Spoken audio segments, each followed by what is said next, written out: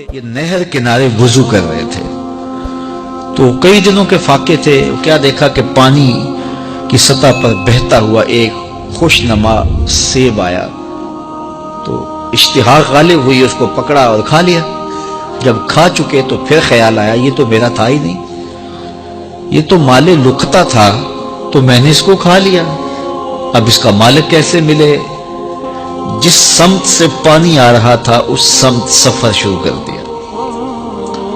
کئی دنوں کی مسافت کے بعد دیکھا کہ ایک باغ ہے جس کی شاخیں اس پانی کی طرف لٹک رہی ہیں، سمجھ گئے کہ یہیں سے گرا ہوگا اور میں نے کھا لیا۔ خیر باغ میں پہنچے، مالک سے ملے، کہا کہ یوں میں نے ایک سیب کھا لیا ہے اور میرا غالب گمان یہ ہے کہ اس باغ کا وہ سیب تھا، تو میں معافی مانگنے آیا ہوں، یا پھر بتائیں کہ اس کا ہرجانہ کیا ہوگا۔ جب مالک باغ نے یہ بات سنی، وہ بھی صاحب نظر تھے، سمجھ گئے یہ تو کوئی در یگانہ ہے، یہ تو کوئی گوہر یکتا ہے، تو تیور بدل لیے، کہا ایسے تو نہیں معافی ملے گی۔ کہا حضرت کیسے ملے گی؟ کہا 12 سال تک میرے باغ کی گوڈی کرنا پڑے گی۔ اللہ اکبر، اور ایک شرط اس کے علاوہ ہوگی۔ کہا ٹھیک ہے، میری غلطی تو معاف ہو جائے گی نا، 12 سال تک باغ کی گوڈی کرتے رہے۔ ایک دن فرمانے لگے وہ صاحب باغ جو تھے کہ سیب توڑ کے لاؤ، مہمان آئے ہیں، تو وہ سیب توڑ کے لائے تو وہ کچے ہی تھے، تو کہا تم 12 سال ہو گئے ہو سیبوں کے باغ میں رہتے ہوئے، تمہیں پتہ نہیں کہ کچے سیب اور پکے سیب کیسے ہوتے ہیں؟ کہا حضرت مجھ سے قسم لے لیجئے 12 سال میں ایک دفعہ بھی نظر اٹھا کے سیبوں کی جانب نہیں دیکھا، ایک سیب کھایا تھا، میں تو اس کی سزا بھگت رہا ہوں، میں تو گوڈی کرتا ہوں، اوپر کبھی نظر بھی میں نے نہیں اٹھائی۔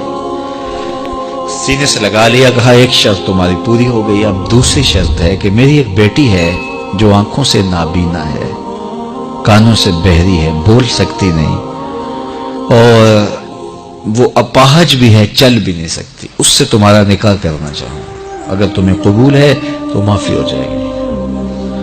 کہا ٹھیک ہے جی قبول ہے، میرا گناہ معاف ہو جائے، میں زندگی کاٹ لوں گا، کوئی بات نہیں ہے۔ خیر نکاح ہو گیا۔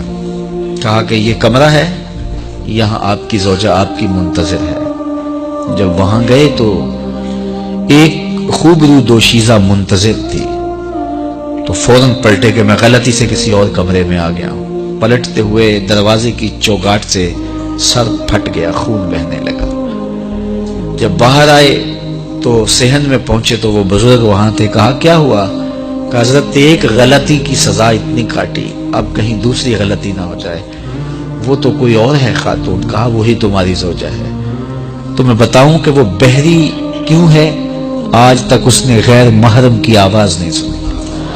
تو میں بتاؤں کہ وہ بول کیوں نہیں سکتی؟ آج تک اس نے غیر محرم سے کلام نہیں کیا۔ اندھی اس طرح ہے، آج تک اس نے غیر محرم کو نہیں دیکھا، اور اپاہج جس طرح ہے، چل کے کبھی گھر کی دہلیز سے گئی نہیں ہے۔ تو اس خاتون کا جب نکاح ہوا اور پھر ان سے اللہ نے ان کو ایک بچہ دیا جس کا نام ہے الشیخ عبد القادر جیلانی۔ جب ماں باپ کس طرح کے ہوں تو بیٹے اس طرح کے ہی ہوتے ہیں، باپ کا لقمہ پاک، اور ماں اپنی آبرو کی کیسی محافظہ، پھر در یگانہ اور گوہر یکتا جو پیدا ہوتا ہے وہ دین کی احیاء کرنے والا ہے، دین کی مردہ قدروں کو نئی زندگی دینے والا ہے۔ حضرت ملا علی قاری لکھتے ہیں کہ حضور غوث اعظم جب مجلس واعظ کرنے بیٹھتے تو 70 ہزار کا اجتماع آپ کے مجمع میں ہوتا، اور عمومی طور پہ اللہ کی رحمتوں کے حوالے سے بات کرتے، اور جس دن آپ اللہ کے قہر، غضب اور جلال کی بات کرتے کئی جنازے اٹھتے۔ یہ آپ کی گفتگو کے اندر عصر کا رنگ اور شیرینی تھی۔ اللہ اکبر۔ تو باپ دیکھیے کہ رزق کے معاملے میں کتنا محتاط ہے، اور ماں دیکھیے اپنی عصمت کی کتنی حفاظت کرنے والی ہے۔ مائیں بچوں کی تربیت کرتی ہیں، ماؤں کے ذریعے سے پاکیزہ صفت بچے جنم لیتے ہیں، تو لہٰذا ماؤں کو اچھی تربیت کا حامل ہونا چاہیے تاکہ وہ آگے اچھی تربیت خود کر سکے۔